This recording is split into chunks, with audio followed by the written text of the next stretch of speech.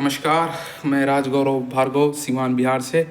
Actually मैं कुछ videos देख रहा था तो कुछ रील्स मेरे पास आई थी जिसमें कुछ इंटरनेशनल प्लेयर जैसे एम एस धोनी और रोहित शर्मा को ट्रोल किया जा रहा है कुछ प्लेयर्स द्वारा जो इस बॉल के प्लेयर्स हैं, इस बॉल से खेलते हैं।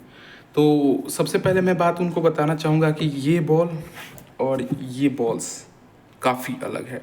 इस बॉल का मेन काम है आपको कटर्स में भी हेल्पफुल होगी और बाकी इसका कुछ आपको कोई रिएक्शन टाइम के अलावा कुछ भी इसमें कुछ बेहतर नहीं है, ठीक है। सबसे पहले ये बॉल की ना आपको कुछ खास पिच की ज़रूरत होगी, ना पिच से मदद होगी, कुछ नहीं, आपकी बस उंगलियों पे है, आपके कंसोल्डर पे है, पेस पे है, बस दैट इज एंड। बट एक बार आप इस बॉल पे नज़र डालते हैं, ठीक है, तो ये बॉल भी दो अलग अलग चमड़ों से बनी होती है, अलग अलग लेदर, समझ रहे हो आप। ये जो बॉल है अभी थोड़ी सी सीम छूटी हुई है, तो मतलब अभी हल्की पुरानी हो गई, बट ये जो अब पुरानी कंप्लीटली हो जाती है तो ऐसी हो जाती है, इसकी शेप आप लोग देख सकते हो, इसकी शेप चेंज हो जाती है ऐसे दबी दबी सी।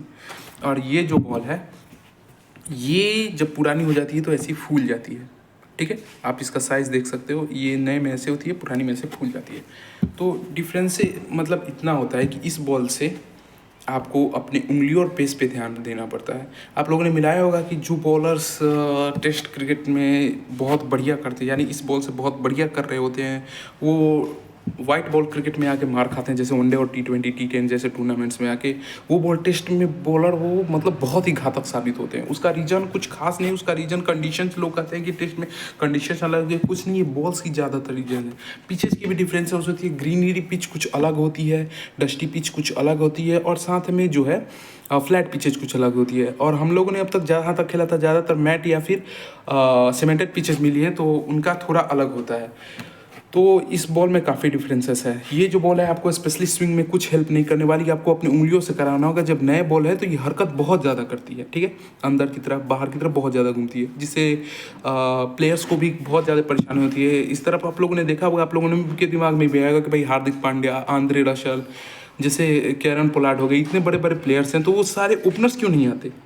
पावर प्ले में तो सारे प्लेयर्स अंदर होते हैं, 2 प्लेयर्स आप बाहर रख सकते हो, बाकी 9 प्लेयर्स आपके अंदर होते हैं, तो वहाँ मारने का ज़्यादा चांस होता है। तो ये जो नई बॉल है वो घूमती बहुत ज़्यादा है, ठीक है। और इस बॉल को जो है वो उस सिचुएशन में एज अ फिनिशर, जो आप कंडीशन पे बॉल, ये वाली बॉल से आप बैटिंग करते हो, तो ये बॉल में बहुत ये घूमती उतनी नहीं है, इससे आपको जो है वो स्विंग उतना नहीं मिलता है। और इस बॉल से हर बॉलर देखेंगे आप, हर बॉलर जैसे हर्षल पटेल, जैसे एक इंटरनेशनल बॉलर है अभी हर्षल पटेल, वो आपने उनको पावर प्ले में कराते नहीं। पथी राणा जो है उनको अपने पावर प्ले में कराते हुए नहीं देखा, बिकॉज ये कंट्रोल वाली बॉल है। ये जो बॉल है वो जब पावर प्ले में आती है तो कंट्रोल के साथ फेंकनी होती है, क्योंकि स्विंग जो है बहुत ज़्यादा करती है इसलिए। और ये जो बॉल है वो ऑल द टाइम स्विंग करती रहती है। तो इसमें पिचेस का भी थोड़ा बहुत योगदान है, लेकिन बॉल्स का भी बहुत ज़्यादा डिफरेंस है, दोनों अलग अलग चमड़े से बनी। उसके बाद अगर हम लोग कंडीशन के बाद आएँ तो सभी का अलग कंडीशन होता है, एक प्लेयर्स का कंडीशन अलग होते हैं। कौन सा प्लेयर किस नंबर पे उतरेगा वो उसके पोटेंशियल के हिसाब से डिपेंडेंट करते हैं, कौन सा बॉल वो खेलना परफेक्ट करता है। कुछ लोग होते हैं जो ओल्ड बॉल से खेलना बहुत ज़्यादा पसंद करते हैं, कुछ लोग न्यू बॉल से खेलना ज़्यादा पसंद करते हैं। तो पावर प्ले या फिर नॉन पावर प्ले प्लेयर भी अलग होते हैं। ये समझ इनको नहीं आएगी, इनको बस ये पता है कि 2019 का वर्ल्ड कप धोनी ने हरवाया, उसके बाद कोहली जानबूझ के सेंचुरीज के लिए खेलता है, या फिर रोहित शर्मा एक बढ़िया बैट्समैन नहीं है, अपनी सिचुएशन के हिसाब से नहीं खेल पाता। तो ऐसे ऐसे ट्रोल्स मैंने देखे हैं कुछ लोगों के द्वारा, जो भी सोशल मीडिया पे चैं चपड़ करते हैं उनके द्वारा। तो सबसे पहले मैं उनको कहता हूँ कि आप एक बार ये पहनो, ठीक है।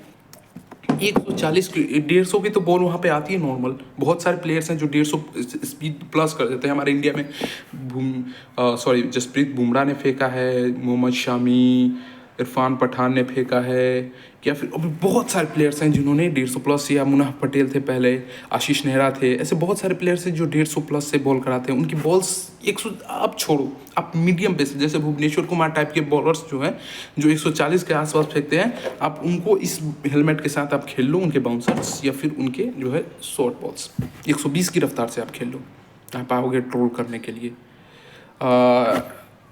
खतरा जान लेने का 0%। ये जो बॉल है एक बार अगर आपके गलत जगह पे लग गई, एक बार, तो पता नहीं आपकी जान भी जा सकती है। और ये 100% हुआ है। अभी 2014 में हुआ था एक ऑस्ट्रेलियन बैट्समैन के साथ, फिलिप ह्यूज, 27 नवंबर को 2014 में वो एक फर्स्ट क्लास मैच खेले थे ऑस्ट्रेलिया में, सीम एबॉट की बॉल पे उनकी यहाँ पे लगी थी हेलमेट, तब मेरा भी वैसे भी इसी डिज़ाइन का हेलमेट है। आजकल ये नीचे वाले डिजाइन आते हैं, ठीक है। तो यहाँ पे ये जो नहीं है, यहाँ पे लगी थी, उनका डेथ हो गया था।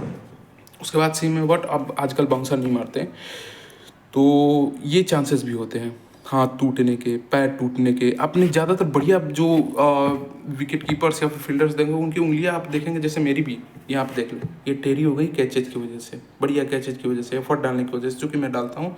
तो ऐसे देखोगे तो धोनी की पूरी ऐसे ऐसे उंगलियाँ हैं, ऐसे एडम गिलक्रिस्ट की भी ऐसे हैं।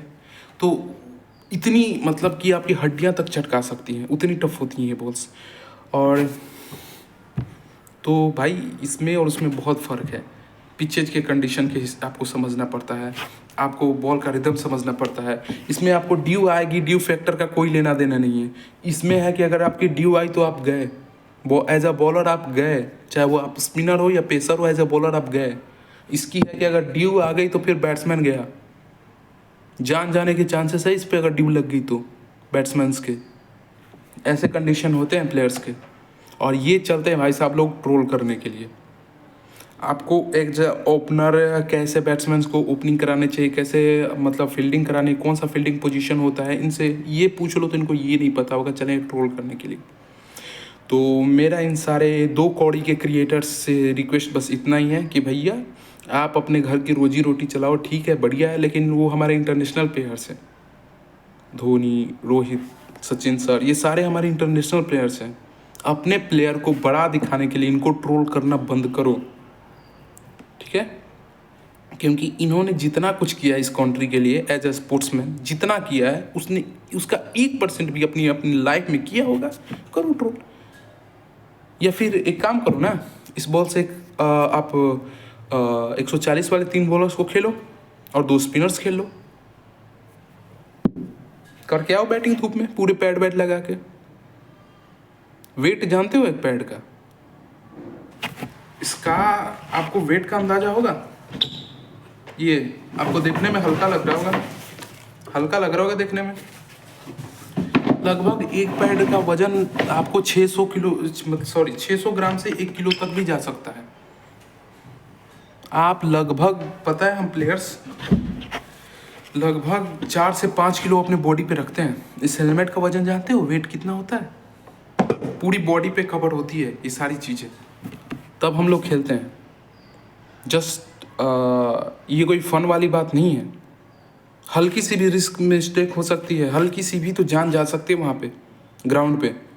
यहाँ पे मैं फ्रंटर लगा हूँ, अगर बैट्समैन ने थोड़ा सा ये किया नाक फूट सकता है मेरा। ऐसा फूटा है, बैन कटिंग का जाकर देख लेना वीडियो, फील्डिंग करते वक्त कैच ड्रॉप हुआ था, उसका पूरा यहाँ से फूट गया, दांत टूट गया ऐसे, यहाँ से पूरे खून, आज भी उसका निशान वैसे ही है।